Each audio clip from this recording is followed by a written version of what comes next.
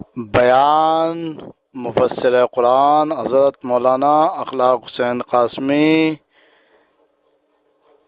موضوع ابدیت عاجزی، audio C D پیش کردہ محمد صادق۔ Phone number 9899634768۔ يضلل فلا هادي له ونشهد أن لا إله إلا الله وحده لا شريك له ونشهد أن سيدنا ونبينا ومولانا محمدا عبده ورسوله. أعوذ بالله من الشيطان الرجيم. بسم الله الرحمن الرحيم. وبشر المخبتين الذين إذا ذكر الله وجلت قلوبهم والصابرين على ما أصابهم والمقيم الصلاة ومما رزقناهم ينفقون. صدق الله العلي العظيم.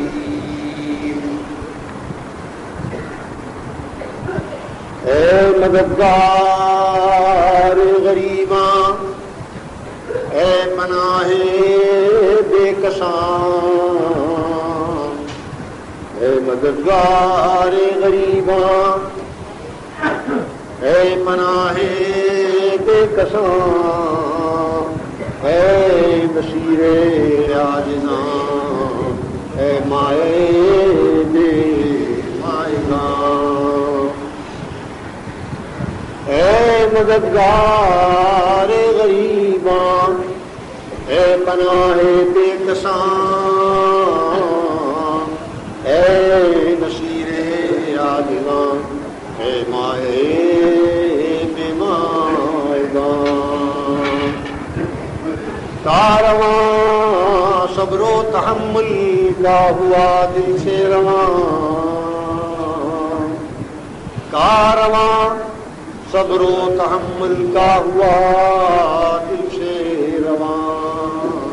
کہنے آیا ہوں میں اپنے درد غم کی داستان. ہے تیری ذات مبارک حل مشکل کے لیے، ہے تیری ذات مبارک حل مشکل کے لیے. نام ہے تیرا شفا دکھے ہوئے دل کے لیے. بزم عالم میں تراز مسند عظمت ہے تو،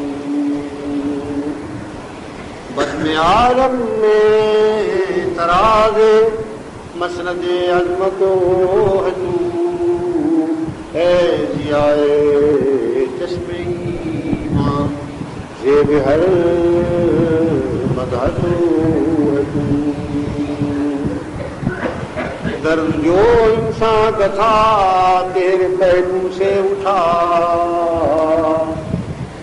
درد جو انسان کا تھا تیرے پہلو سے اٹھا. قلب میں جوش محبت تیرے آنکھوں سے اٹھا. ہاں دعا کن بہر مائے مائے ایمان ماں، ہاں دعا کن بہر ماں اے مائے ایمان ماں. پرشبد از گوہر حکمت سرے دامان ماں. اے مددگار غریباں، اے پناہ بے کساں، اے نصیر عاجزاں، اے مائے بے مائگاں. اللہم صلی علی سیدنا ومولانا محمد وعلى آل سيدنا ومولانا محمد وعلى آله وصحبه أجمعين. اللہ رب العالمین نے اس آیت پاک میں ان لوگوں کو بشارت دی ہے کہ اس کی جناب میں عاجزی اختیار کرنے والی ہے۔ قرآن کریم نے یہاں جو لفظ استعمال کیا ہے وہ محبتین کا لفظ ہے، جس کا ترجمہ ہمارے تمام بزرگوں نے یا فروتنی کرنے والا یا عاجزی کرنے والا یا جھکنے والا کیا ہے۔ حضرت شاہ ولی اللہ اور ہمارے فارسی کے بزرگ فروتنی کرنے والے شاہ عبد القادر صاحب اور ہمارے دوسرے عاجزی کرنے والے، آپ خوشخبری دیں ان عاجزی کرنے والے، آپ بشارت دیں ان عاجزی کرنے والے۔ کون ہیں وہ عاجزی کرنے والے؟ جب اللہ کا ذکر کیا جاتا ہے تو ان کے دل ڈر جاتے ہیں، جب اللہ کا نام آتا ہے تو ان کے دل ڈر جاتے ہیں۔ والصابرین علی ما اصابہم، جب وہ مصیبت میں گرتے ہیں تو صبر کرتے ہیں، جب مشکلات ان کو گھیر لیتی ہیں برداشت کرتے ہیں۔ والصابرین علی ما اصابہم والمقیم الصلاۃ، کون ہے وہ عاجزی کرنے والے؟ جو نمازیں قائم کرتے ہیں، نمازوں کو قائم کرتے ہیں۔ ومما رزقناہم ينفقون، اور کون ہے وہ عاجزی کرنے والے؟ جو ہمارے دیے میں سے ہماری راہ میں خرچ کرتے ہیں، انفاق فی سبیل اللہ۔ یہاں اللہ رب العالمین نے جو لفظ استعمال کیا ہے اس کا صحیح ترجمہ عاجزی کرنے والے نہیں۔ عربی لغت میں اس کے معنی عاجزی کرنے سے بھی اونچے ہیں۔ ایک تو عاجزی کرنا، اپنے مولا کے حضور میں اپنے آپ کو نیچا اور مسکین بنانا، خاکساری اختیار کرنا، اور ایک اور اس سے آخری درجہ ہے خدا کی محبت اور اس کی راہ میں اپنے آپ کو فنا کر دینا۔ ایک یہ درجہ، عاجزی اختیار کرنے کا درجہ پھر ہلکا ہے۔ یہاں محبتین کے معنی دراصل عربی کے اہل لغت کہتے ہیں خبط ذکرہ، اس کا نام و نشان مٹ گیا، اس کا چرچا ہی باقی نہیں رہا، وہ چرچا ہی باقی نہ رہے اور نام و نشان مٹ جائے، وہ لوگ ہیں محبتین۔ عاجزی کرنے والے تو ہم اور آپ بھی ہیں، اللہ کی جناب میں عاجزی کرتے ہیں، خاکساری اختیار کرتے ہیں، لیکن اللہ کی جناب میں وہ لوگ جو اپنی ہستی اور اپنے وجود کو فنا کرتے ہیں، جو اپنے آپ کو بے نشان کر دیتے ہیں اللہ کی محبت میں، جو اللہ کے احکام کے آگے اپنے وجود اور اپنی ہستی اور اپنے انا کو مٹا ڈالتے ہیں، وہ ہیں المحبتین۔ یہاں بشارت محبتین کو دی ہے۔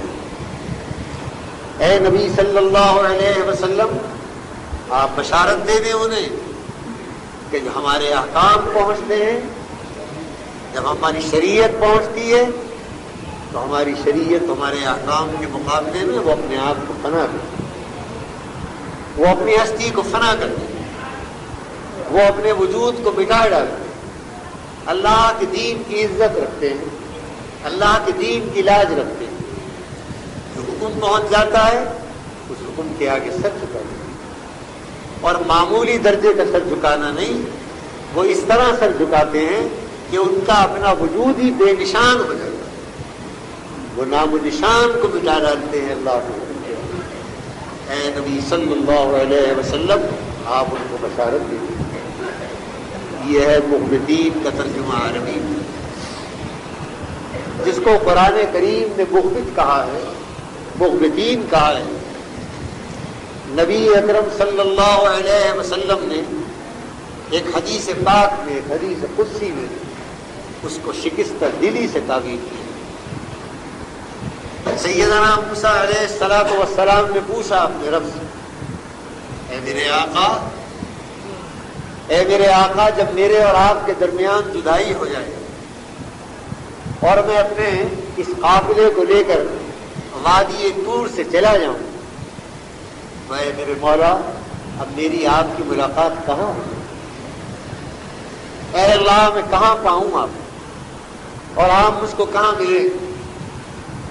وہی آئی جناب موسیٰ علیہ السلام پر کہ اے موسیٰ میرے ملنے میں کوئی دشواری نہیں، اے موسیٰ میرے ملنے میں کوئی دشواری نہیں۔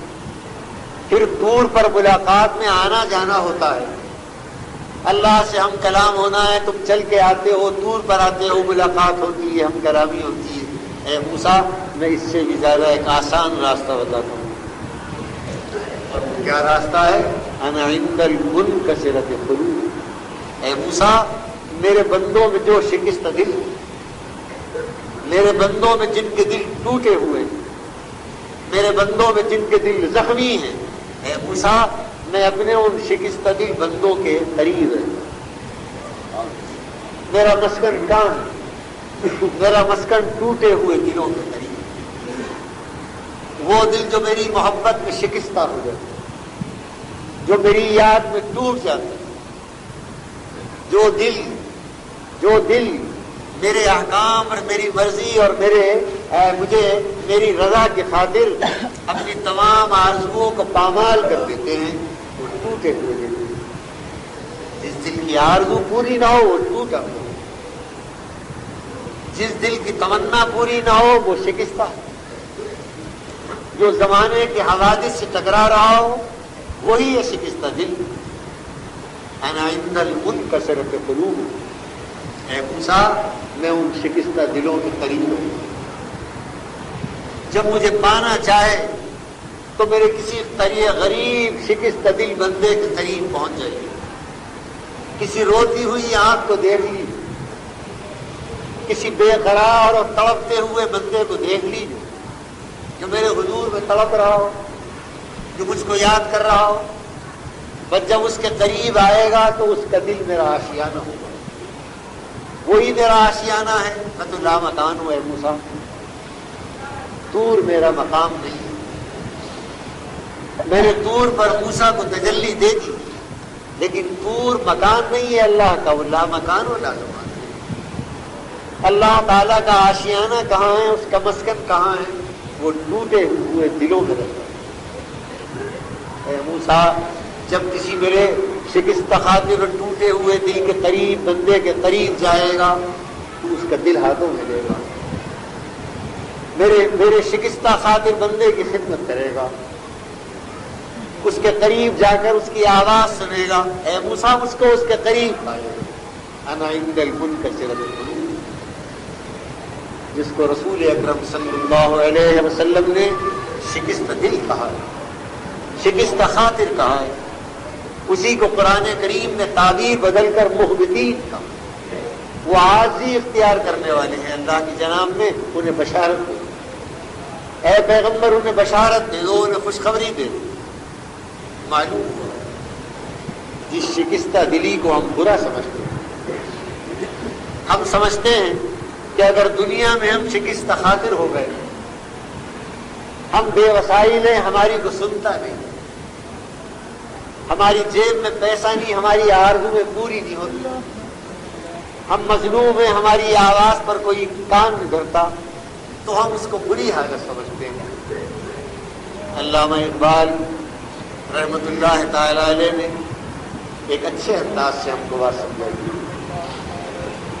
وہ کہتا ہے اقبال کہ تو اپنے آپ کو اس شکستگی سے بچا بچا کے کیوں رکھتا ہے بندے،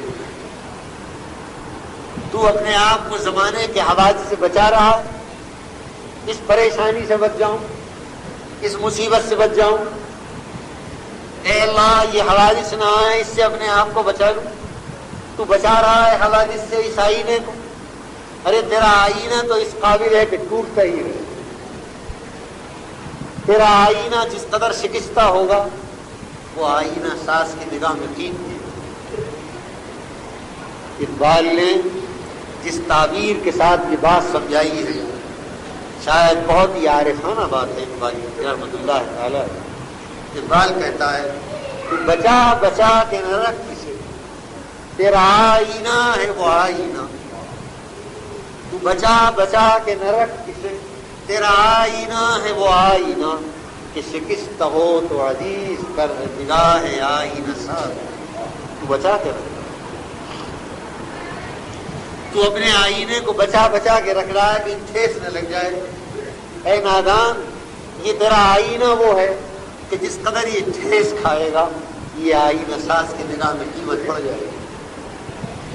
وہ آئینے اور ہیں جو ٹوٹ کے بیکار ہو جاتے ہیں، وہ آئینے یہ ہیں جو آئینہ سازوں کی دکانوں پر رکھے ہیں، بال پڑ گیا بیکار ہو گئے۔ لیکن اے بندہ مومن، تیرا دل تو وہ آئینہ ہے کہ جس آئینے میں اللہ تعالیٰ اپنے جلال و جمال کے عکس دکھاتا ہے دنیا میں، یہی تو ہے وہ آئینہ۔ یہ ہمارا دل آئینہ ہے، اور آئینہ بھی کس کا ہے؟ یہ آئینہ ان کے جلال و کمال کا آئینہ۔ کبھی وہ اپنے جلال کا عکس ڈالتے ہیں، کبھی وہ اپنے جمال کا عکس ڈالتے ہیں۔ جمال کا عکس ڈالتے ہیں تو ذرا تھامس ہو جاتی، اللہ نے 2-4 پیسے دے دیے، اللہ نے تو خوشی دے دی، اللہ نے آرام پہنچا دیا، ذرا دل ٹھہر گیا، اے لیجیے اس کے جمال کا عکس پڑ گیا۔ کو پریشانی آ گئی، کو نقصان آ گیا، اے لیجیے ٹھیس لگ گئی۔ اب یہ جو ٹھیس لگی آپ کے آئینے کو کیا ہے؟ یہ اللہ تعالیٰ نے اپنے جلال کا عکس ڈالا۔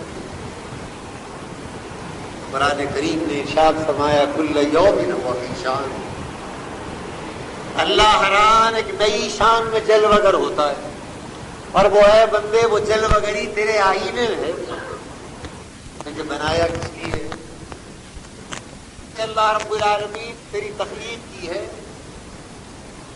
تو آئینہ بنایا ہے اپنے صفات جلال و جمال کا۔ کبھی وہ ٹھوکر مار کے توڑ دیتا ہے تو گر پڑتا ہے، رونے لگتا ہے اللہ اللہ اللہ۔ کبھی وہ آرام اور راحت دیتا ہے تو کھڑا ہو جاتا ہے، خوشی منانے لگتا ہے۔ یہ حال ہے تیرا، یہ تیری نیرنگیاں، یہ تیری نیرنگیاں، یہ تیری نیرنگیاں اسی کی نیرنگیوں کا عکس ہے۔ کیا ہے نیرنگیاں؟ یہ روزہ اس کی بہترین مثال ہے آپ کے سامنے۔ کس قدر نیرنگیاں ہیں،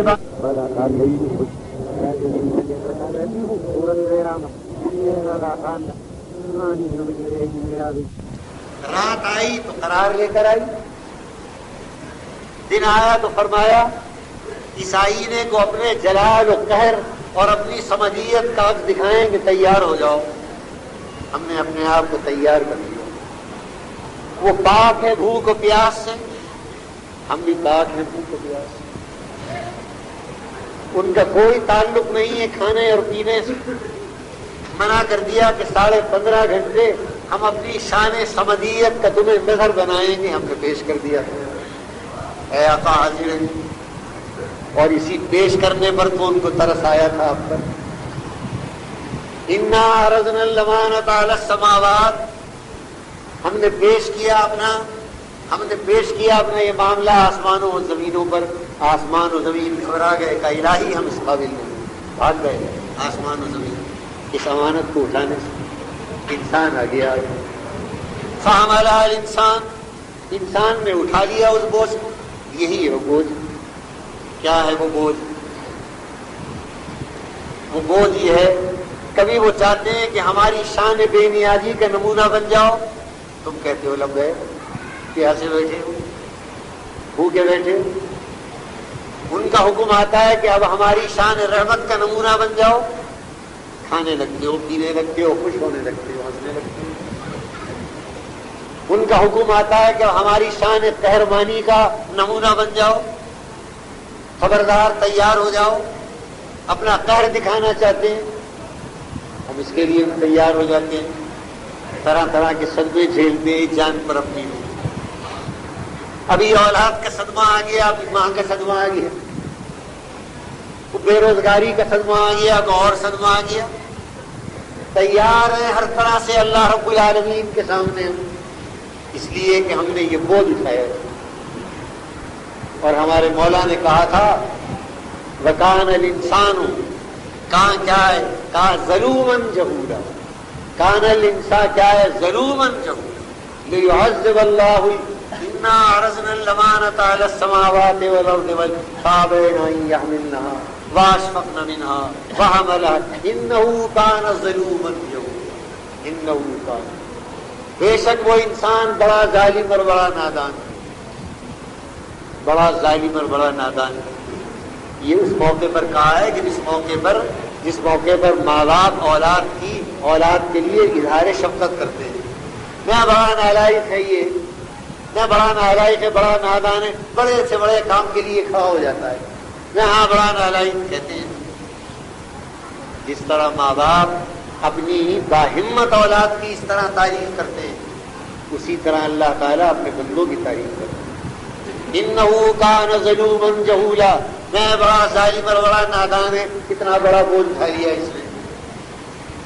اب یہاں ظالم کا ترجمہ حضرت شاہ عبد القادر صاحب رحمۃ اللہ تعالی علیہ کیا ہے؟ تمام بزرگوں نے ظالم کا ترجمہ ظالم کیا، اور شاہ صاحب کیا کہتے ہیں؟ بے باک ترجمہ کرتے ہیں۔ انہو کان ظلوما جہولا، میں بڑا بے باک اور بڑا نادان ہے، وہ بڑا بے باک اور بڑا نادان ہے۔ وہ اللہ تعالیٰ ترس کھا رہا ہے، یہ کس قدر بے باک تھا، ہماری امانت کا بوجھ پہاڑ دیکھ کر بھاگ گئے، زمین و آسمان نے منہ پھیر لیا کہ نہیں جناب ہمارے بس کا نہیں ہے، اور یہ پتلا خاکی آیا آگے، یہ پہاڑوں کے مقابلے پر 5.5 فٹ کا انسان۔ اچھا حضرت آدم کا بہت لمبا چوڑا قد ہوگا ٹھیک ہے، لیکن پہاڑوں سے پھر بھی چھوٹے ہو۔ کہاں پہاڑوں کی قد و قامت، کہاں پہاڑوں کی جسامت، کہاں آسمان و زمین کی پہنائیاں، اور کہاں میرا ایک چھوٹی سی مخلوق آدم علیہ الصلوۃ والسلام۔ پہاڑوں نے منہ پھیر لیا کہ اے رب ہم اس قابل نہیں، تیرا بار امانت کون اٹھائے، تیری نیرنگیوں کا اپنے آپ کو مظہر کون بنائے، تیری شان تو کل یوم ہو فی شان، اللہ اللہ، حیران نئی شان، حیران نئی شان۔ اب بندہ اس کے لیے تیار رہے کہ جس شان کا حد دکھائیں، بندہ تیار ہے، کہاں اس کے لیے تیار ہونا پڑے گا۔ تو بڑا نادان، بڑا بے باک تھا وہ انسان جس نے سارا بوجھ اٹھا لیا۔ اس کا بوجھ تو ہم آسمانوں سے اٹھا کر لائے، اب اس بوجھ کے لیے تیار ہے، الحمدللہ تیار ہے۔ ایسا نہیں ہے کہ بندہ مومن تیار نہ ہو۔ اقبال نے نصیحت کی ہے، وہ نصیحت کر رہا ہے ہماری کمزور فطرت کو بھی۔ ہماری کمزور فطرت کیا چاہتی ہے؟ ہماری کمزور فطرت یہ چاہتی ہے کہ پریشانی سے بچائے، ہم اپنے آپ کو پریشانی سے بچانا چاہتے ہیں۔ اے مولا تو نے ہی کہا ہے وَكَانَ الْإِنسَانُ خُلِقَ ضَعِيفًا، میں نے اس بندے انسان کو کمزور بنایا، میں نے بڑا کمزور بنایا ہے، مجھے ساری کمزوریوں کا اس کے اعتراف ہے، اور میں اس ساری کمزوریوں کا لحاظ رکھتا ہوں۔ کیسا لحاظ رکھتا ہوں؟ یہ توبہ دلہ کر کے پاک ہو جاتا ہے، اے اللہ میری توبہ ہے، اے اللہ مجھ کو معاف کر دے۔ پاک ہو گیا ہے کہ توبہ کرنے کے بعد اب پھر توبہ توڑ دیتا ہے، 2-4 قدم بڑھا پھر توبہ توڑ دی، پھر توبہ کرنے لگا۔ دن آیا تو روزہ رکھ لیا، رمضان آیا تو رمضان میں بھوکا اور پیاسا لقلقاتا پھر رہا ہے، 15.5 گھنٹے کا روزہ رکھ رہا ہے۔ ادھر رمضان رخصت ہوا اور ہلال عید نے چہرہ دکھایا، اور ادھر شیطان آز ہوا تو ادھر میرا بندہ آزاد ہوا۔ اب اس کو آپ دیکھتے پھر کہاں ہے؟ اب مسجد خالی ہے، اب محراب خالی ہے، کوئی قرآن سنانے والا نہیں ہے۔ وہ جو قرآن سنانے کی اور وہ جو اللہ اللہ کرنے والے بے شمار نمازی آ گئے، محرم کے سپاہی اور رمضان کے نمازی کہاں ہیں؟ وہ کہاں ہیں؟ ان کو دیکھتے پھرو۔ اب وہ آپ کا مدرسہ حسین بخش اور جامع مسجد میں نہیں، اب وہ جامع مسجد کے چوک میں ملیں گے آپ۔ اب وہ جامع مسجد کے چوک میں آپ کو خرافاتی بنے ہوئے ملیں گے۔ اللہ رب العالمین کہتا ہے میں پھر بھی اپنے بندے کو مایوس نہیں کرتا، مجھے معلوم ہے کہ یہ کمزور ہو۔ ان الانسان خلق ہلوعا واذا مسہ الشر جزوعا وَإِذَا مَسَّهُ الْخَيْرُ مَنُوعًا، یہ تعریف کی ہے اللہ بھی انسان.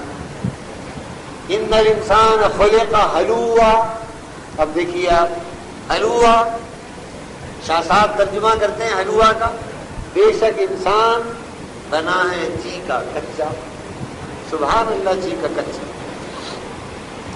بے شک انسان بنا ہے چی کا کچا. اذا مسہ الشر جزوعا، جب پہنچے اس کو تکلیف تو گھبرا اٹھا. او الہی کیا ہو، بیمار ہو گیا تو رو رہا ہے، پریشانیاں آ گئی تو آسمان سر پہ اٹھا رکھا ہے، رو رہا ہے، چیخ رہا ہے، کیونکہ ہم نے اس کو گھبرا ہی پیدا کیا ہے. یہ اس کا قصور نہیں ہے، یہ ہماری بناوٹ ہے جو. بے شک انسان بنا ہے جی کا کچا، پریشانی آئی تو گھبرا، اور راحت اور دولت آئی تو منوا اندیوا. یہ منوا کا ترجمہ ہے. اندیوا کے معنی بخیل. فرمایا مصیبت آئی تو گھبرا رہا ہے، دوڑ رہا ہے، چلنا دوڑنا. میں بیمار پڑ گیا، میں یہ نقصان ہو گیا، میں دعا کرنا بھائی، میں دیکھنا تیرا خیال. گھبرایا پھر رہا ہے، حالانکہ یہ جانتا کہ اس کی گھبراہٹ کا علاج میرے سوا کسی کے پاس ہے. یہ کام مارا پھر رہا ہے. اس سے کہہ دو کہ اے میرے جی کے کچے بندے، جب پریشانی آئے تو گھبراہٹ نہ کیجو، تو میری طرف دوڑا. اور اے میرے بخیل بندے، جب ہم تجھے راحت دیں اور دولت دیں تو منوا ہاتھ کھینچ لیتا ہے. پیسہ آیا تو اندیوا کنجوس ہو گیا، پریشانی آئی تو دوڑا پھر رہا ہے. میں یہ لے لوں، میں 100 روپے کا ایک تعویذ لا دوں، میں 50 روپے کی ایک دیگ لے جاؤ، میں خدا کے لیے ایک گھنٹہ لا دو، کہیں سے لے جاؤ. گھبرا، پریشان ہو رہا ہے، گھبراہٹ، دولت کو ادھر لیے پھر رہا ہے، کہیں لے آؤ ہو جائے. حالانکہ کہیں اس کی گھبراہٹ کا علاج نہیں. اگر اس کی گھبراہٹ کا علاج ہے تو وہی ہے جس نے اس کو گھبراہٹ والا بنایا ہے. یہ دوڑا یہاں پھر رہا ہے، گھبرا، جی کا کچا. پیسہ آئے تو اندیوا، ہاتھ روک لیا، دے دی رہا. تو علامہ نے جو کچھ کہا ہے وہ ہماری فطرت کے لحاظ سے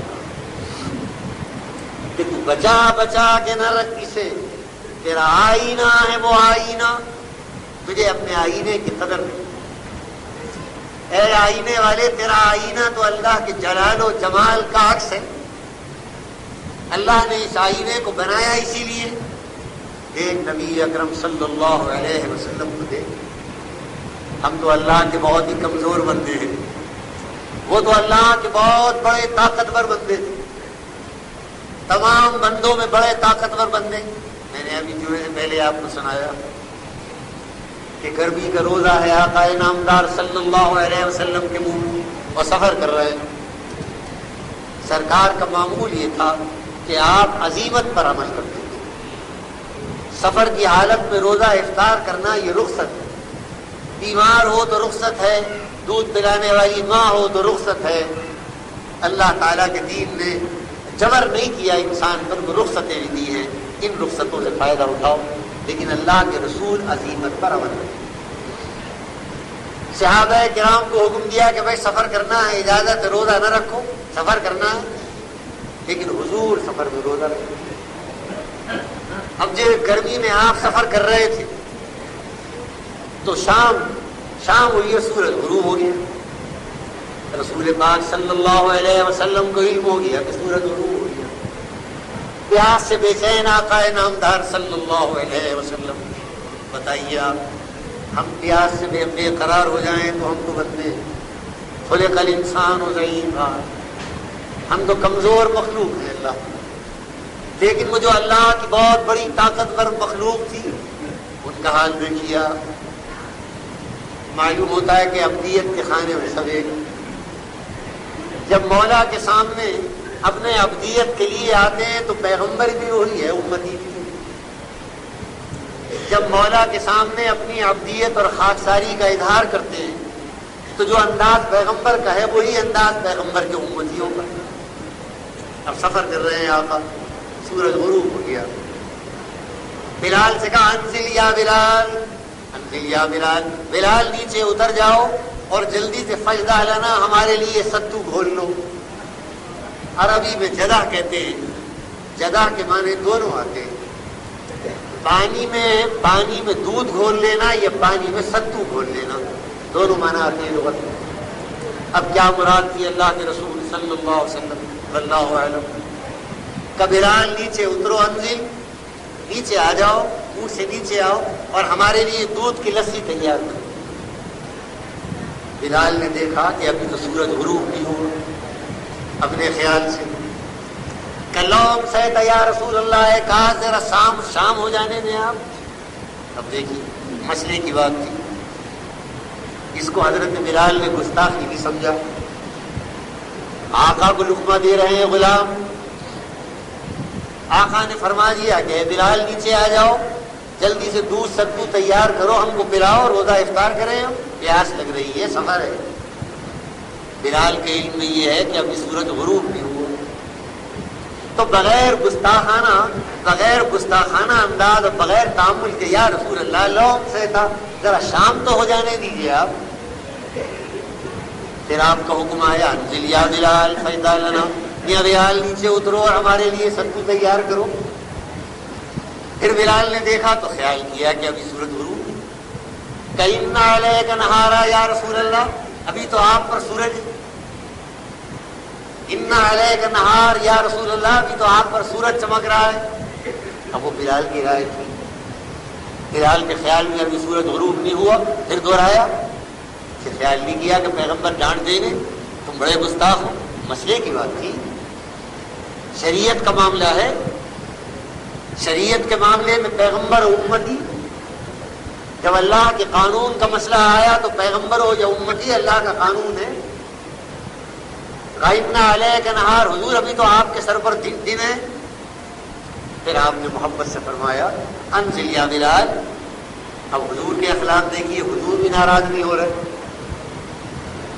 حضور کو ناراض ہو جانا چاہیے. میں ایک عالم ہے، ایک پیر ہے، کہہ رہا ہے بھائی وقت ہو گیا اذان دو، اور مؤذن کہہ رہا ہے جناب وقت نہیں ہوا ابھی.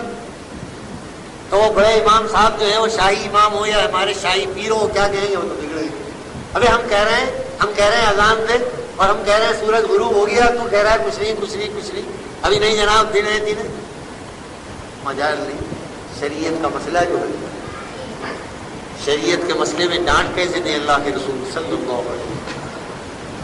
تیسری دفعہ فرمایا نہیں بلال نیچے آ جاؤ، جلدی ستو گھول. بلال نیچے آ گیا. اب تیسرا حکم تھا. بلال نے ستو گھول کر رسول اکرم صلی اللہ علیہ وسلم پیش کیے. آپ نے ستو پی لیے، روزہ افطار کر لیے. روزہ افطار کرنے کے بعد فرمایا مسئلہ بلال دیکھو، جب مشرق کی طرف سے تاریکی کھڑی ہو جائے، جب رات ادھر سے کھڑی ہو جائے تو رات آ گئی، روزہ افطار کر لینا چاہیے. تم نے غور نہیں کیا، مشرق کی طرف سے رات کھڑی ہو رہی تھی، رات آ رہی تھی، تمہیں نظر نہیں آیا، تمہیں خیال نہیں. بلال سورج غروب ہو چکا تھا، اس لیے میں نے روزہ افطار کر لیا. شریعت کے معاملے میں غلام کس قدر بے بات، خیال کریں آپ. یہ لحاظ نہیں ہے کہ پیغمبر کی شان میں گستاخی ہوگی. مسئلہ جو ہے اس لیے کہ شریعت اللہ کی، اللہ کا دین اللہ کا ہے، وہ محمد کریم صلی اللہ علیہ وسلم. شریعت تو اللہ کی ہے. شریعت کے آگے تو بڑا اور چھوٹا اور پیر اور مرید اور امام اور مؤذن سب برابر ہے. پھر آپ نے اپنے اس غلام کو سمجھایا بلال دیکھو یہ ہے مسئلہ. ادھر سے جب رات اٹھنے لگے، اندھیرا اٹھنے لگے تو رات ہوگی، روزہ کھول لینا چاہیے. اب یہ بےتابی کیسی ہے؟ یہ بےتابی ایک بندے کی بےتابی. اللہ رب العالمین یا پیغمبر خدا کی وہ شان دیکھیے. آپ دو شانیں ملاحظہ کیجیے. کچھ صحابہ کرام نے پے در پے روزے رکھنے کا ارادہ کر لیا کہ بھائی ہم بھی اب بغیر افطار کے روزہ رکھا کریں گے. چلو بھائی یوں ایک گھونٹ پانی کا بلا روزہ شروع کر دیا. اسے 100 مثال اللہ کے پیغمبر رکھا کرتے تو 100 مثال. اور یہ 100 مثال دراصل سنت ہے جناب داؤد علیہ السلام. حضرت داؤد علیہ السلام روزہ افطار کیا پانی کے ایک قطرے سے اور روزہ شروع کر دیا. بس جو کچھ افطار کرنا ہے کر لیا، پھر روزہ شروع کر دیا. مسلسل روزے. حضور بھی رکھا کرتے. بعض صحابہ کرام کو یہ خیال ہوا کہ نہیں اللہ کے نبی 100 وصال رکھتے ہیں اور ہم بھی پروگرام بنائیں. انہوں نے 100 وصال کا ارادہ کر لیا. حضور کو علم ہو گیا کہ جلدی بلاؤ. اب آقا تو اپنی امت کے مشفق آقا، اپنی امت کے مشفق اور اپنی امت پر پیار کرنے والے آقا، ارے کہا جلدی بلاؤ، کیا غضب کر دیا انہوں نے. 100 وصال رکھ لیا، مجھے دیکھ کر 100 وصال جلدی بلاؤ. آئے کہ کیا سن رہا ہوں تم نے 100 وصال رکھ دی. کہاں یا نبی اللہ آپ بھی تو رکھتے ہیں. فرمایا میری بات کہتے ہو. ایکم مثلی، تم میں کون مجھ جیسا ہے؟ کیا تم میں کوئی مجھ جیسا بھی ہو سکتا ہے؟ یطعمنی ربی ویسقینی، ارے مجھے تو میرا رب کھلا بھی دیتا ہے پلا بھی دیتا ہے. تم میں کون ایسا ہے کہ تمہارا رب اس کو کھلائے گا پلائے گا؟ میری مثال کہتے ہیں. کہا میرا رب تو ایسا ہے مجھ کو کھلاتا بھی ہے پلاتا بھی ہے. خبردار کوئی تم میں 100 مثال نہ رکھا کرے. 100 مثال کی طاقت اللہ نے مجھ کو عطا کی، تم نہ رکھا. اللہ نے عام بندوں کے لیے تو روزے کی وہ شکل رکھی ہے کہ جس میں اس کی رحمت کا تقاضا ہے. کہاں دن کو روزہ رکھو ساری رات کھانے پینے میں آزاد، اور اگر رات کے اندھیرے میں کوئی گستاخی ہو بھی جائے تو وہاں بھی اللہ کی رحمت اپنا کام کر رہی ہے. ایک صحابی آ گئے، حضرت عائشہ کہتی ہے کہ صبح ہی صبح ایک صحابی آ گئے اور صحابی نے آ کر کہا رسول اکرم صلی اللہ علیہ وسلم سے، یا نبی اللہ مجھے جنابت ہو گئی. اے اللہ کے نبی مجھ کو جنابت ہو گئی، کیا کروں میں؟ اور میرا روزہ رکھنے کی نیت ہے. اب دیکھیے اللہ کے رسول صلی اللہ علیہ وسلم کا انداز جواب. فرمایا کیا ہوا؟ کانا اصبح جنوبا وانا اريد الصيام. حضور رات کو جنابت ہو گئی سحری کھانے کے بعد اور روزے کا ارادہ ہے، کیا کروں میں؟ رسول اکرم صلی اللہ علیہ وسلم نے بالکل وہی الفاظ دوہرا دیے جو صحابی کے الفاظ تھے. کیا الفاظ؟ کانا اصبح جنوبا وانا اريد الصوم فاغتسل واصوم. ابھی کیا ہو گیا اگر جنابت ہو گئی، نہانے کی حاجت ہو گئی. فرمایا مجھے بھی ایسا ہوتا ہے اور میں بھی روزے کی نیت کرتا ہوں، غسل کر لیتا ہوں اور روزہ رکھ لیتا ہوں. بات کیا ہو گئی؟ جاؤ تم بھی ایسے ہی کرو. گویا اس طرح مسئلے کا جواب دے دیا جیسے ایک امتی اور ایک غلام میں کوئی فرق ہی نہیں ہے. یہ ہے شریعت کا معلم صلی اللہ علیہ وسلم. تعلیم دینا ہے ایک استاد کی شان کی. جہاں نبی کی شان آقا کی ہے وہاں نبی کی شان ایک استاد کی. ایک استاد کو مسئلہ سمجھانا ہے اپنے امتی کو. کہاں یہ میرے ساتھ بھی ہوتا ہے، نہا لیتا ہوں روزہ رکھ لیتا ہوں، پھر کیا ہے پریشان ہو، جاؤ ایسا کر لو. اب وہ آنے والا سائل یہ جواب سن کر کچھ کھو چکا سا ہو کہ اللہ کے پیغمبر نے اس قدر سادگی سے جواب دے دیا جیسے وہ بات ہی نہیں ہوتی. جو حال امتی کا وہ حال پیغمبر کا بھی ہوتا ہے. یہ ہو گیا. اب اس کے ذہن میں عظمت محمد رسول اللہ صلی اللہ علیہ وسلم، اس کی زبان سے ایک جملہ نکل گیا. کیا نکلا؟ انک لست مثلنا یا رسول اللہ. انک لست مثلنا یا رسول اللہ. حضور آپ میں اور مجھ میں تو بڑا فرق ہے. حضور مجھ میں اور آپ میں کہاں، میں کہاں آپ کہاں. یہ کیا جواب دے دیا آپ نے؟ میں کہاں اور آپ کہاں. بات تو صحیح کہی اس نے، بات کیا غلط کی. کہاں امتی، کہاں ایک آقا، کہاں روزے کی وہ طاقت کہ اللہ کھلا رہا ہے پلا رہا ہے، اور کہاں روزے کی وہ کمزوری کے اذان ہوتے ہی حکم دے رہے ہیں کہ جلدی افطار کرو اس لیے کہ سارا دن ہو گیا تم پیاسے ہو، جلدی کرو جلدی. کہاں یہ کہاں ہوں. اچھا حضور اکرم صلی اللہ علیہ وسلم نے جب یہ الفاظ سنے کہ اس کا ذہن کیا کہہ رہا ہے تو حدیث میں آتا ہے فغضب رسول اللہ صلی اللہ علیہ وسلم وَأَعْلَمَكُمْ اللہ کی جناب میں تم سے زیادہ ڈرنے والا ہوں. میں اللہ سے تم سے زیادہ ڈرنے والا ہوں. میں اللہ کے احکام کی پیروی کا تم سے زیادہ حقدار ہوں. احکام الہی کا تم سے زیادہ عالم. اعلمکم تم سے زیادہ اللہ کا ڈر ہے مجھ میں. اگر تم سے زیادہ اللہ کے احکام کو جانتا ہوں، تم سے زیادہ اللہ کی جناب میں ڈرتا ہوں، اور میں وہی کر لیتا ہوں جو میں نے بتایا، حالت جنابت کی، غسل کر لیا، نیت کر لی، روزہ رکھ لیا، فرمایا پھر تم اس میں تعجب کیوں کر رہے ہو؟ جاؤ اے صاحب جاؤ، اور جاؤ جس طرح میں نے بتایا ہے اس طرح عمل کرو۔ اللہ کے رسول صلی اللہ علیہ وسلم کی ذات بھی اسی طرح سے اللہ کی مہربانیوں کا عکس ہے۔ اسی طرح جو ایک شان بندے کی خدا کی جناب میں ہے، وہی شان محمد الرسول اللہ صلی اللہ تعالی علیہ وسلم کی ہے۔ فرق کیا ہے دونوں میں؟ ایک حدیث میں آتا ہے، حضور اکرم صلی اللہ علیہ وسلم نے ارشاد فرمایا میرا رب بندے کو توڑتا ہے، میرا رب بندے کو توڑتا ہے۔ ہنسنے لگے اللہ کے پیغمبر صلی اللہ علیہ وسلم۔ یہ خیال آیا، اس خیال میں ہنسنے لگے۔ صحابہ کرام نے کہا یا نبی اللہ فدا کا ابی و امی، کیوں ہنس رہے ہیں آپ؟ فرمایا اس لیے ہنس رہا ہوں کہ بندہ مومن کی شان بھی عجیب ہے اللہ کی حضور۔ ایمان والے بندوں کی شان اللہ کے ہاں عجیب و غریب ہے۔ کہ یا نبی اللہ کیسی؟ فرمایا جب اللہ ان کو پریشانی اور مصیبت میں ڈالے اور وہ صبر کر لے تو اللہ تعالیٰ صبر کا اجر دے دے۔ خیال فرمایا، اور فرمایا جب بجائے پریشانی کے اللہ کو انعام دے، راحت دے، آرام دے، وہ اللہ کا انعام نازل ہو اور وہ اللہ کے انعام پر شکر ادا کر لے تو اللہ تعالیٰ شکر کا اجر دے دے۔ فرمایا ایمان والے کے دونوں میٹھے، یہ بھی میٹھا وہ بھی میٹھا۔ مصیبت آئے تو صبر کر لو، اب مصیبت بھی اللہ کی طرف سے آ رہی ہے، انعام بھی اللہ کی طرف سے، دونوں حالتیں مولا کی طرف سے ہیں۔ مولا کہتا ہے مصیبت اس لیے بھیجتا ہوں صبر کر لو، اور راحت اس لیے بھیجتا ہوں شکر کر لو۔ بات ایک ہی ہے، اگر مصیبت میں صبر کر لو تو انعام، اور راحت میں شکر کر لو تو انعام۔ اب یہاں اولیاء اللہ کا حال دیکھیے آپ۔ اب اس معاملے میں حضرات اولیاء کرام کا عجیب و غریب معاملہ۔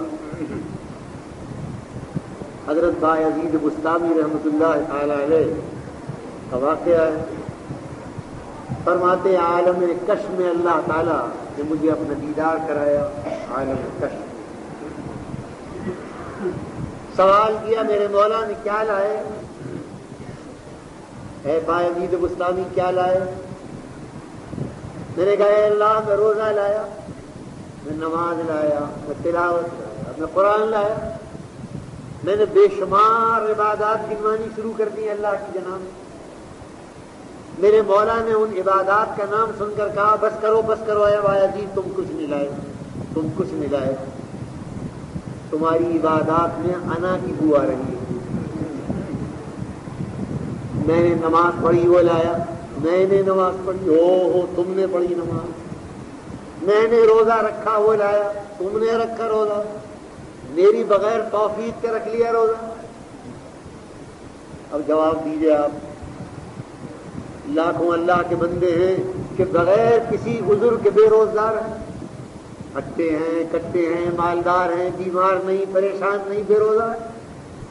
جائیے ہزاروں ملیں گے آپ، اور وہ ہزاروں مزدور کمزور ہماری یہ مائیں بہنیں چولہے کے آگے بیٹھنے والی، اولاد کی پرورش کرنے والی، یہ مزدور ہمارا ہتھوڑے بجانے والا اور پسینے گرانے والا، اس کو کون کہہ رہا ہے کہ روزے رکھیں؟ اس کو روزے کی ہمت کون دے رہا ہے؟ اور اس کو روزے کی توفیق سے کون دور کر رہا ہے؟ وہ صبح سے شام تک کولر کے آگے بیٹھنے والا ہے، اسے کوئی دماغی پریشانی نہیں، اسے کوئی جسمانی مرض نہیں کہ بھائی بیمار ہے چلو معذور ہے، وہ بیمار نہیں، وہ ہٹا کٹا ہے لیکن روزہ نہیں رکھتا۔ یہ کمزور ہیں، غریب مزدور ہیں، اور 15.5 گھنٹے اپنے آپ کو پانی اور کھانے سے محروم دور۔ کیا ہے یہ؟ کیا اللہ کی توفیق کے بغیر یہ روزہ رکھ سکتے ہیں آپ؟ نہیں رکھ سکتے۔ جس کو اللہ نے توفیق دے دی وہ روزے سے ہے، جس کو اللہ نے توفیق دے دی وہ نماز پڑھ رہا ہے، اس کو اللہ نے طاقت. ہمارے امام اعظم کی ایک دعا ہے، یاد رکھنا، خیال آئیے. حضرت امام اعظم ابو حنیفہ رحمۃ اللہ تعالی علیہ فرمایا کرتے تھے کہ اس ایک دعا سے مجھ کو دین اور دنیا دونوں کی دولت مل گئی. اب دعا سنیے آپ کیا فرمایا. اس ایک دعا سے مجھ کو دین و دنیا کی ہر دولت نصیب ہوئی ہے. کیا دولت؟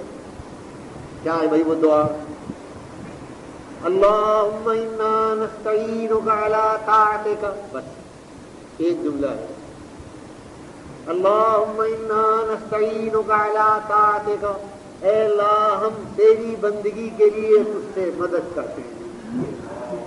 دیکھا کام اس کو دین و دنیا کی ہر دولت اس دعا کے بدولت ملی ہے. ہر دولت. اب امام اعظم کہہ رہے ہیں، یہ وہ امام اعظم ابو حنیفہ جو علم کے اعتبار سے امام اعظم کہہ رہی ہے امت، اور دنیا کے لحاظ سے بہت بڑے مالدار تاجر، کپڑے کے تاجر، بھوکے ننگے عالم نہیں تھے، بہت بڑے کپڑے کے تاجر پھوکے تھے، بہت بڑا بزازے کا کام، اور علم کے لحاظ سے امام اعظم. اللہ تعالیٰ نے کون سی دولت کی جو امام اعظم کو عطا نہ کی دین و دنیا کی؟ فرماتے دین و دنیا کی ہر دولت مجھے اس دعا کی بدولت ملی ہے. اللہ اکبر. اللہم انا نستعینک علی طاعتک. الہی مجھے اپنی اطاعت و فرما برداری کی قوت دے دے اور کچھ نہیں چاہیے. یہ دعا اللہ نے امام اعظم کی یہ دعا قبول فرما لی اور دین و دنیا کی ہر دولت سے نواز دیا امام اعظم رحمۃ اللہ علیہ. تو بایزید بستامی رحمۃ اللہ علیہ نے کہا میں عبادت لایا، الہی میں نماز لایا، میں روزہ لایا، میں یہ لایا. فرمایا ہٹاؤ ان ساری چیزوں کو، اس میں سے انا کی بو آ رہی ہے، اس میں انا کی بو آ رہی ہے، انا کی تکبر کی بو آ رہی ہے، ہٹاؤ. اب میں گھبرا گیا، الہی اب کیا ہو، اب کیا رہا میرے پاس، کیا کہوں میں؟ اب کیا درازہ یا درگاہ کر دیا جاؤں گا؟ لیکن میرے مولا نے پھر مجھ کو سنبھالا. وہی گراتا ہے وہی سنبھالتا ہے. اگر وہ گرائے اور وہ نہ سنبھالے تو کون سنبھالے؟ بندے وہی سنبھالے گا، یقین نہیں. اگر بندے کو گرانے کے بعد وہی نہ سنبھالے تو کون سنبھال سکتا ہے؟ کوئی کہتا ہے، کسی نے کہا ہے اور بڑے اچھے انداز سے اللہ تعالیٰ کی رحمت کو پکارا ہے اور بڑے اچھے انداز سے اپنی بے کسی اور عاجزی کا اظہار کیا ہے کہ شاید وہ کہتا ہے ہوں میں بیگانہ میری کون سنے گا ساقی. ہوں میں بیگانہ میری کون سنے گا ساقی. ہوں میں بیگانہ میری کون سنے گا ساقی. میں قضا تیرا ہے میں تیری ہے مینا تیرا. اے اللہ میرا کون ہے؟ ہوں میں بیگانہ میری کون سنے گا ساقی. میں قضا تیرا ہے میں تیری ہے مینا تیرا. میرا کیا ہے؟ اے اللہ جب میرا یہاں کچھ نہیں ہے تو میری کون سنے گا؟ میں تو اس میخانے میں بیگانہ ہوں.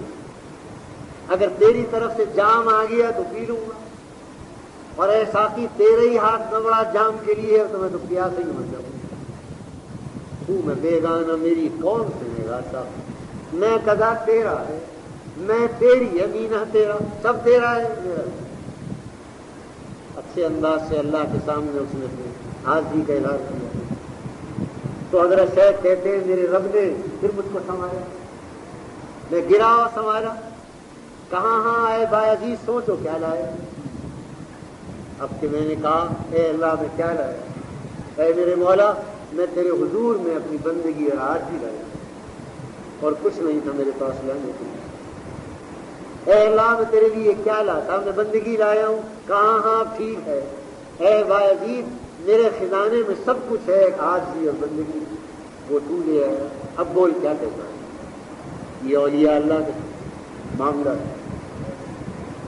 حضرت ابراہیم ابن ادم رحمۃ اللہ تعالی علیہ اکابر اولیاء اللہ میں سے جنہوں نے تاج و تخت پہ لات ماری اور درویشی کا راستہ اختیار، تاریخ دنیا ہو حضرت ابراہیم ابن ادم رحمۃ اللہ تعالی علیہ فرماتے ہیں 2 مرتبہ مجھ کو اپنے محبوب کا وصال نصیب ہوا، زندگی میں 2 مرتبہ۔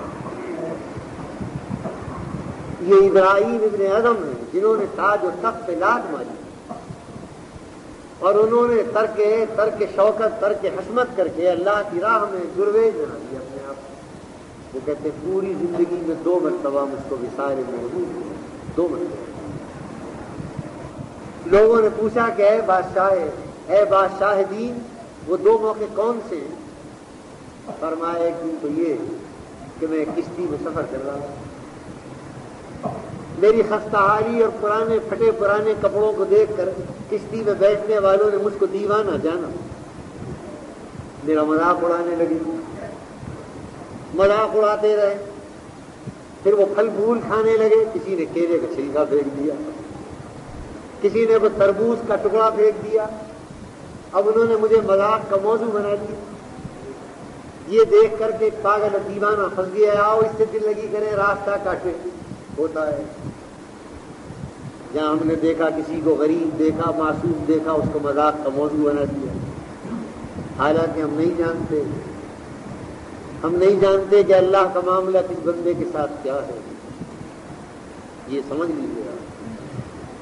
جہاں کسی کو خستحال دیکھا مذاق کا موضوع بنا لیا، جہاں کسی کو غریب دیکھا مذاق کا موضوع بنا لیا، دل لگی کر رہے ہیں ہم بہت بڑے عالم ہیں، بہت بڑے مالدار ہیں، ہم بہت ہوشیار ہیں، ہم اس کا مذاق بنا رہے ہیں۔ کبھی ایسا نہ کرنا، خدا جانے کون سے پھٹے پرانے کپڑوں میں اللہ کا وہ نیک بندہ موجود ہے جس کا اللہ سے خاص تھا۔ اب کشتی والوں نے میرا مذاق کا موضوع بنا لیا، اب وہ میرا مذاق کرتے رہے اور میں صبر کرتا رہا۔ میں نے پلٹ کے یہ نہیں کہا کہ او بے وقوف ہو، تم کیا کر رہے ہو، گستاخ ہونا چاہیے۔ میں سر جھکائے بیٹھا رہا، وہ اپنا دل بہلاتے رہے۔ فرمایا جب میں نے ان کے مذاق اڑانے کا اور ان کی توہین کا اور برداشت کر لیا، ایک مجھے اس وقت اللہ تعالیٰ نے اپنا وصال عطا فرمایا، ایک مجھے اس وقت معرفت حق نصیب، ایک وہ فرمایا۔ دوسرا موقع کون سا تھا؟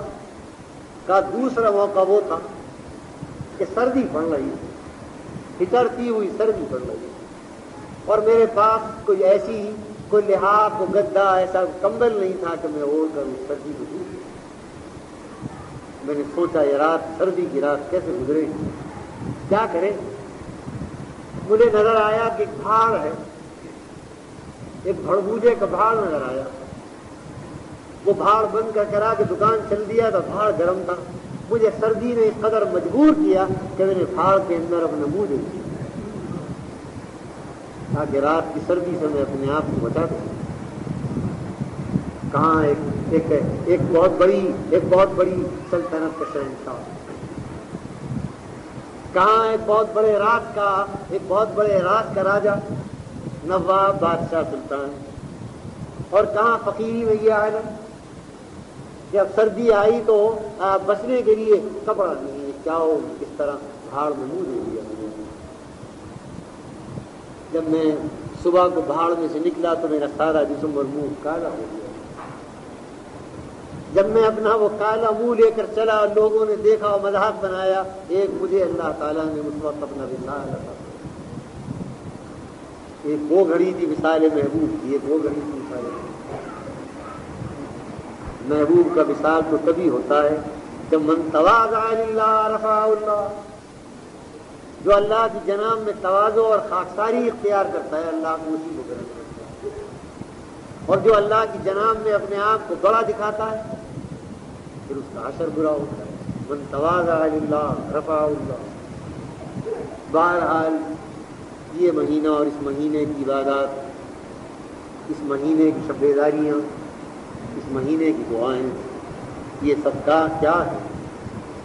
یہ اللہ کے بندوں کو عاجز اور مسکین بنانے کا، یہ وہ اللہ کے بندوں میں وہ جوہر پیدا کرتی ہیں جو اللہ کو جوہر مطلوب ہے. اللہ کو بندے کی آس بھی مطلوب ہے، اللہ کو اپنے بندے میں اس کی مسکینی مطلوب ہے، اور اللہ کو سب سے زیادہ اگر ناپسند ہے تو بندے کی تمکنت ناپسند. اگر اللہ کو سب سے زیادہ ناگواری ہے تو بندے کے غرور. حدیث پاک میں آتا ہے کہ جب بندہ غرور کرتا ہے، وہ غرور کرتا ہے. غرور کی سینکڑوں قسمیں ہیں. غرور علم کا بھی ہے، ایک عالم بھی غرور کرنے لگتا ہے. غرور ایک عبادت گزار کا بھی ہے. نماز پڑھنے لگے اب مغرور ہو گئے، اب بے نمازیوں اور کمزور لوگوں کو تانا دے رہے ہیں یہاں آ گئے نمازی. ارے بھائی معاف کرو خدا کے لیے، اگر تم قرآن نمازی ہو اور اللہ نے تم کو توفیق دی ہے، تم 12 مہینے کے نمازی ہو، اور کچھ اللہ کے بندے رمضان میں نماز پڑھنے آنے لگے تو ان کو چھوڑو نہیں. اگر کوئی اللہ کا گناہ گار بندہ تم کو نظر آئے کہ اس نے کسی دن روزہ رکھ لیا ہے، خبردار اگر اس نے ایک روزہ بھی رکھ لیا ہے تو اس کو چھیڑنا نہیں، ایک روزے پر نہ چھیڑنا. اللہ کی عبادت گزاروں کا غرور پسند ہے. تم نے 1 مہینے روزے رکھ لیے اور کسی اللہ کے بندے نے 1 دن رکھ لیا اور لگے تم اس 1 دن کا مذاق اڑانے، اور لگے تم اس کی نماز کا مذاق اڑانے. اور کسی اللہ کے بندے نے اگر رمضان میں دیکھا شرما شرمی داڑھی بڑھا لی ہے تو اب لگے اس داڑھی کا مذاق اڑانے. اس کی اجازت ہوئی شریعت میں، اس کو عبادت کا غرور ہے. ایک لمحے کے لیے اگر کوئی نیکی کر رہا ہے، ایک لمحے کے لیے تو لیجیے آپ، وہ نیکی ہے. ایک لمحے کی نیکی ہے. 50 برس تک تم نے گاڑی رکھی لیکن اللہ کو پسند نہ آئی. ایک لمحے کے لیے کسی نے داڑھی کا ارادہ کر لیا تو وہ کل منڈوا دے گا، لیکن آج تو کر لیا ارادہ، اللہ تعالیٰ نے اسی کو پسند کر لیا. کیا کہتے ہیں؟ تو کہا مولانا رومی نے کہا ہر گدارا بردرت ناز جگر، اے تو را باہر دلے راز جگر، ہر گدارا بردرت ناز جگر. اے مولا تیرے آستانے پر جو گدا مانگنے آتا ہے ہر گدا ایک نئی سزا لگا. اے مولا ہر گدا جو آتا ہے ایک نئی سزا لگا رہا ہے. ایک گدا میں ہوں وہ قرآن پڑھ رہا ہوں، ایک گدا میں ہوں بات کہہ رہا ہوں، ایک گدا ایک اور ہے وہ اللہ. ایک گدا وہ ہے وہ تو موسیٰ علیہ السلام کا وہ تھا جس نے یہ کہہ رہا تھا کہ میرے مولا اگر تو مل جائے اور تیرے کپڑوں میں جوئے ہوں تو میں جوئے نکال. اے مولا اگر تو مل جائے اور تیرے بالوں میں میل ہو تو میں تیرا سر دھو لوں. وہ بگڑ گئے ہوں وہ نہلائے خیریوں کے اللہ کے جوئے پڑتی ہیں. معاذ اللہ، ارے تو کافر ہو گیا مردوں. ڈر کے بھاگ گیا وہاں سے، بھاگا موسیٰ کو دیکھ. گئے موسیٰ علیہ السلام طور پر. کہا میاں ٹھہرو ابھی ہم کلامی تو بعد میں ہوگی. یہ بتاؤ وہ جو ہمارا ایک بندہ خاص ایک اپنے اسلوب میں ہم کو پکار رہا تھا، تم نے ڈانٹ کے اس کو بھگا دیا. پہلے اس کا جواب دو. میرے مولا وہ تو گستاخ تھا. میرے مولا وہ یہ کہہ رہا تھا تیری ٹانگیں دبا دوں، وہ تجھے روٹی کھلا دوں، وہ تیرے بالوں میں. کہا اے موسیٰ ہر پکارنے والے کا انداز الگ ہے. اے میرے پیغمبر ہر پکارنے والے کا انداز الگ ہے. جو مجھ کو جتنا جانتا ہے اسی انداز سے پکارتا. پیغمبر اللہ کو جتنا بڑا اور عالی سمجھتے ہیں اسی انداز سے پکار رہے ہیں. اولیاء اللہ کا انداز اپنا ہے. ایک گناہ گار ایک جاہل ان پڑھ وہ یہ سمجھتا ہے خدا کون ہے؟ خدا ایک بادشاہ وقت ہوگا. اس کے خیال میں خدا کون ہے؟ وہ ان پڑھ ہے، وہ بے علم ہے، وہ خدا کو ایک بہت بڑا شہنشاہ سمجھ رہا ہے. اور وہ کیا کہے گا؟ یہی کہے گا اے میرے محبوب اگر تم مجھ کو مل جائے تو تھکا ہوا ہو تو میں تیرے پیر دباؤں. کہا تم نے اس کو ڈانٹ کے باہر نکال دیا. جاؤ جلدی پہلے اس کو لاؤ. اے موسیٰ پہلے اس کو لاؤ جس کو دور کر دیا ہے. آئے موسیٰ علیہ السلام. اس نے دیکھا اس چرواہے نے کہ موسیٰ آ رہے، وہ اور بھاگا. تو خیال ہوا کہ شاید موسیٰ میرا پیچھا نہیں چھوڑ رہا ہے، مجھ کو مارنے آئے، اور بھاگا. ارے کہا وہ اللہ کے بندے، وہ اللہ کے بندے ذرا کھڑے. کا کیا کریں؟ تو معاف کر دیں، معاف کر دے مجھ کو۔ میرے مولا نے یہ کہا ہے کہ اے موسیٰ ایک میرا بندہ ہے خاص مجھ کو اپنے انداز اور اپنے اسلوب پر پکار رہا تھا، تو نے اس کو دور کر دیا۔ خدا کے واسطے تو جس طرح اپنے رب کو پکار رہا ہے اپنے رب کو پکار، تیری اسی پکار میں تیرے رب کو مزہ آ رہا ہے۔ اے چروائے تیری اسی پکار میں تیرے رب کو مزہ آ رہا، تو پکار اسی طرح پکار۔ مولانا نے کہا موسیٰ علیہ السلام کو مخاطب کر کے، تو برائے وصل کردن نامدین ہے، برائے وصل کردن، تو برائے وصل کردن نامدین ہے، برائے وصل کردن۔ اے موسیٰ ہم نے آپ کو جوڑنے بھیجا ہے، ہم نے آپ کو چھوڑنے، آپ کو ہمارے عاشقوں کو چھوڑنے بھیجا، ہم نے اس لیے بھی بھیجا۔ بہرحال گزارش یہ کر رہا ہوں، وہ عبادت کا غرور ہے، ایک دولت کا غرور ہے، ایک علم کا غرور ہے۔ وہ مسئلہ اگر پوچھنے آیا تو ڈانٹ دیا اس کو۔ میں نے بتایا کہ ہمارے آقا سے بڑا عالم کون تھا؟ بلال کہہ رہے ہیں جناب سورج غروب نہیں ہوا ابھی، اور تحمل سے آپ فرما رہے ہیں نہیں بلال سورج غروب ہو گیا، ہم تو سب چیز بول کر چلے گئے۔ کس قدر تحمل ہے؟ یہ نہیں ہے کہ ڈانٹ دیں، وہاں علم کا غرور نہیں ہے۔ کوئی مسئلہ اگر پوچھنے آیا ہے تو پیار و محبت سے مسئلہ بتا رہے ہیں، مجال نہیں کہ ناراض ہو جائے بگڑ دوں۔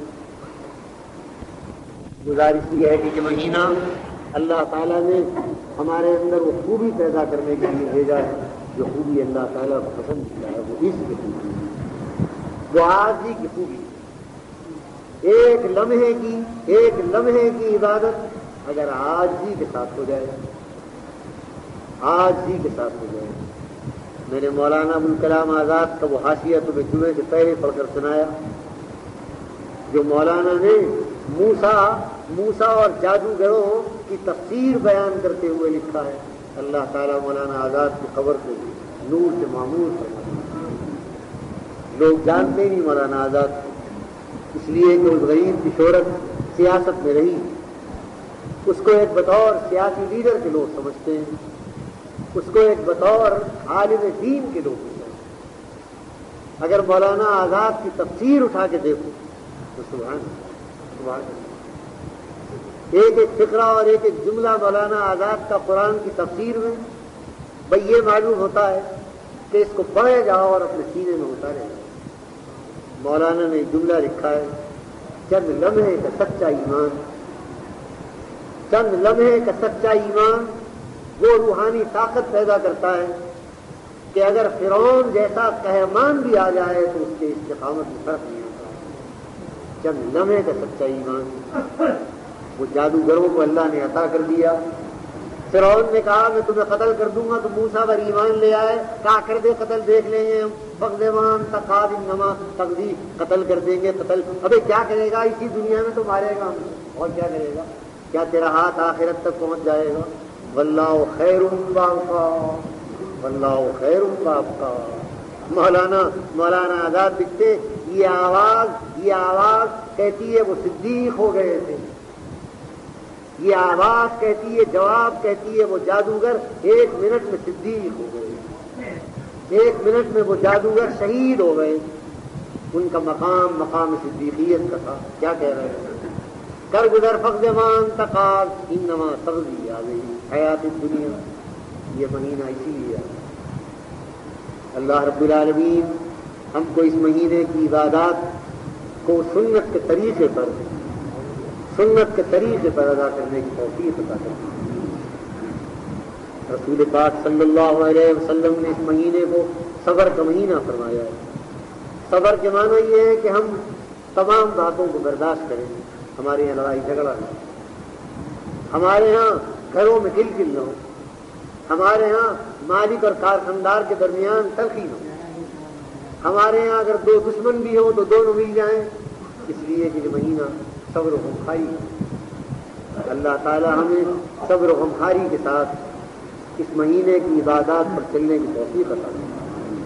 یہ مہینہ شب بیداری کا ہے، انشاءاللہ وہ راتیں آ جائیں گی، آپ اسی اٹھواڑے میں وہ راتیں شروع ہو جائیں گی، 21 سے وہ راتیں شروع ہو جائیں گی۔